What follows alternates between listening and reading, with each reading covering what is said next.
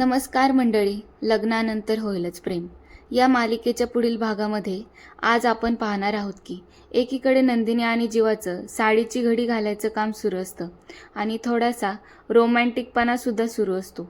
साडीची घडी घालत घालत नंदिनी जीवाला बाहेर सोडून रूमचं दार पटकन बंद करून टाकते. तिकडं काव्य आता रम्याला मुलांकडून काय काय अपेक्षा आहेत ते विचारत असते.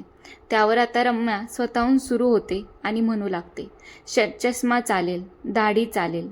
त्यावर पार्थला प्रश्न पडतो आणि काव्य विचारते, 1 मिनिट, हे सगळं पार्थ देशमुखांचं वर्णन झालं ग रम्या?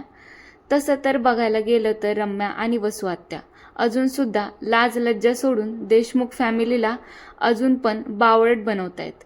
ही रम्या काय लग्न वगैरे करणार तर नाहीये, कारण ती खूप हुशार बाई आहे. पण तुम्हाला काय वाटतंय, तिची ही हुशारी काव्याला समजेल का? का परत काव्याचा गेम होईल? ते तुम्ही मला लवकर कमेंट बॉक्समध्ये कमेंट करून कळवा.